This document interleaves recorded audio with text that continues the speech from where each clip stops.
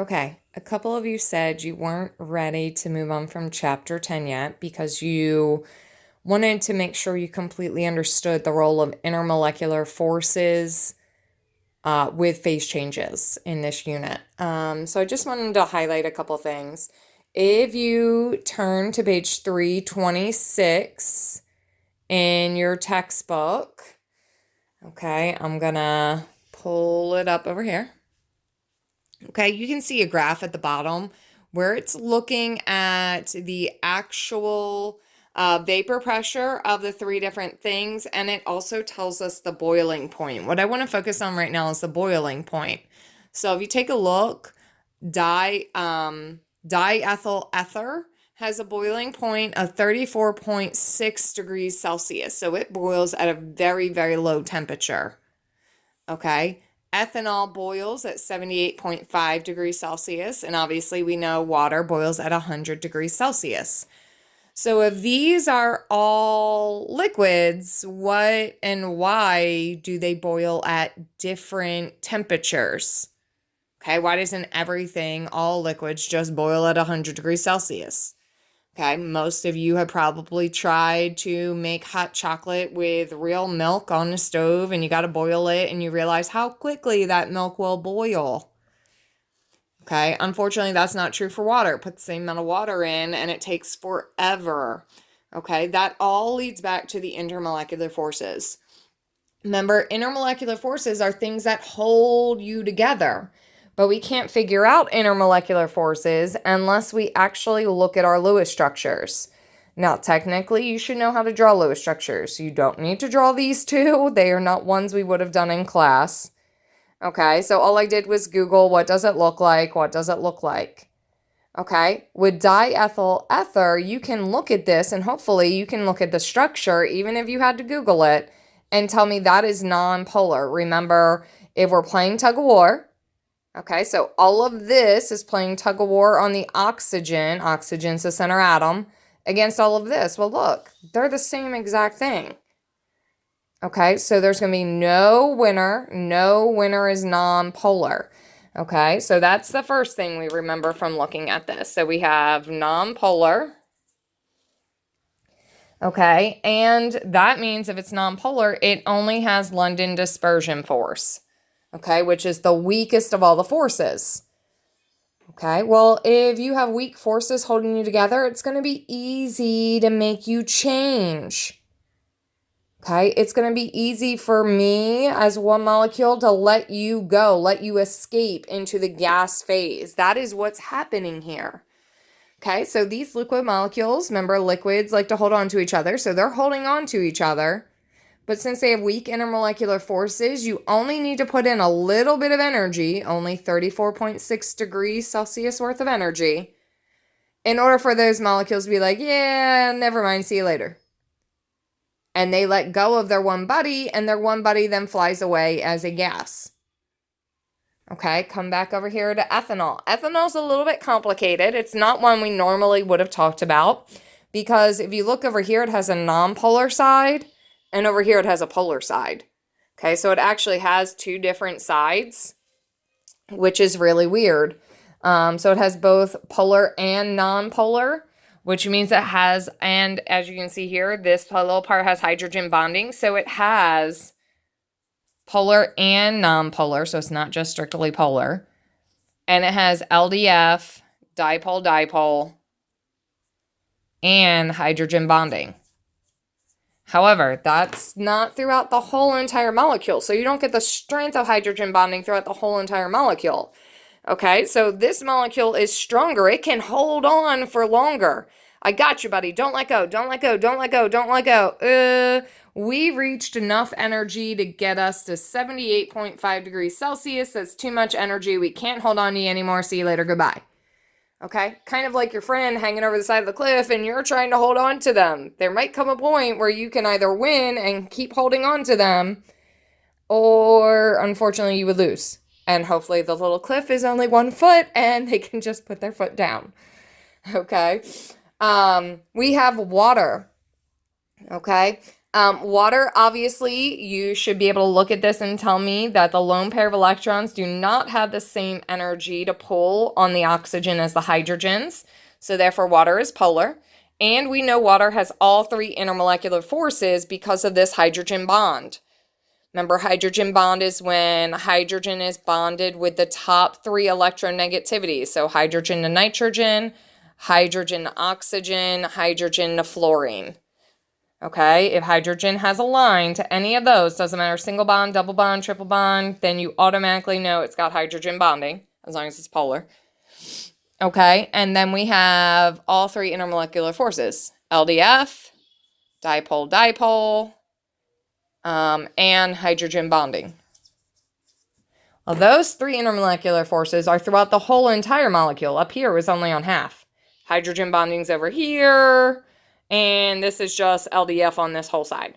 Okay, so since this whole molecule has all three intermolecular forces, the whole molecule can say, don't let go, buddy, don't let go, buddy, don't let go, buddy, I got you, I got you, I got you, don't let go, don't change into a gas, we want to hold on to you.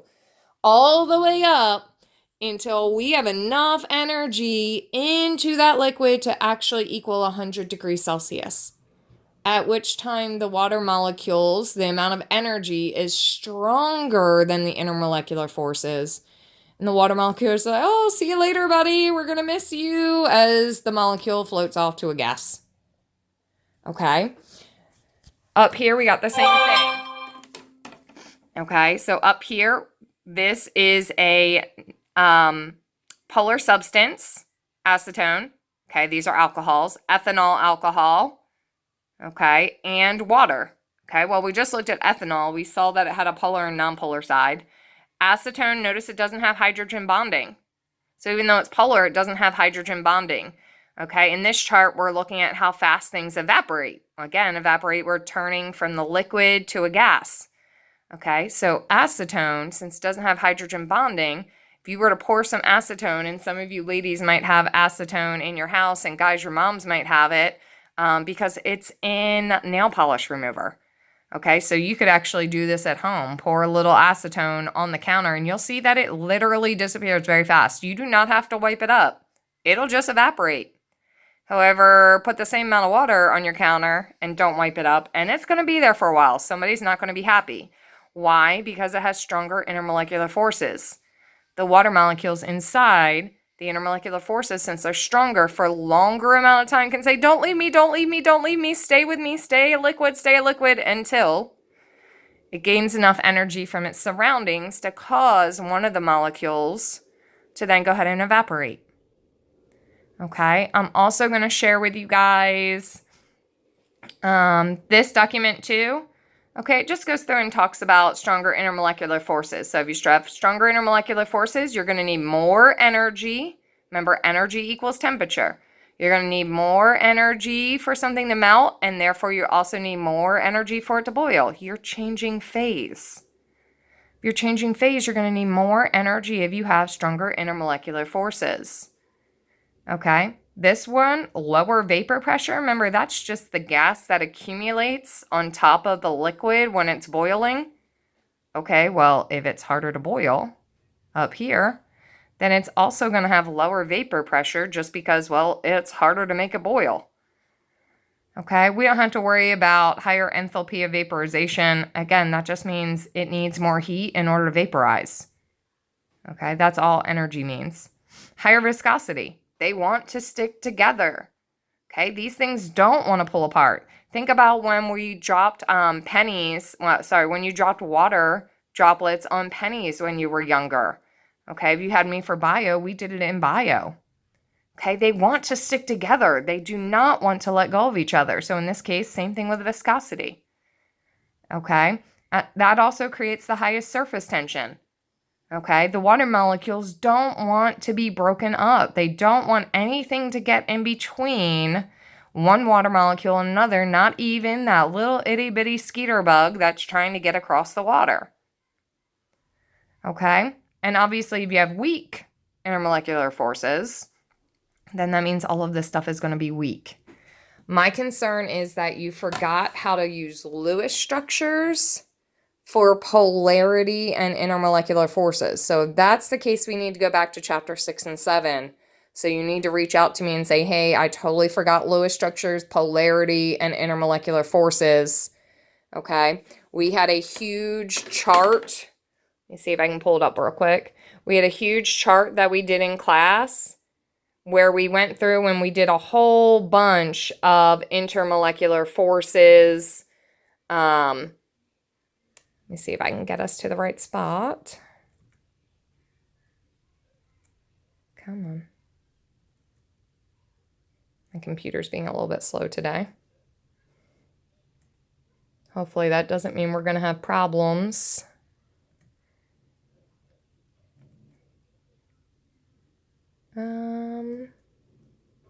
It was not that.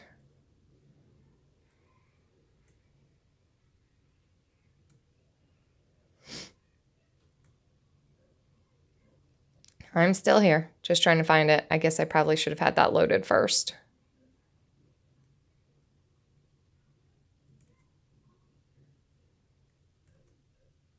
All right, let's see what pops up. I got some Word documents popping up here. If you remember back, though, we did a whole grid. So we first learned, it gave, oh, here it is. Oh, it's changing on me. Go back. Okay, look like this.